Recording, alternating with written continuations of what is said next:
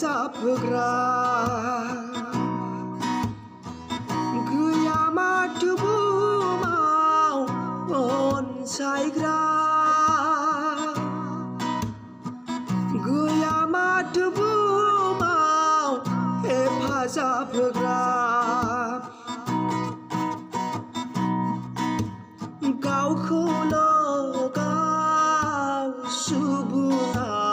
अनग्रा जाबाय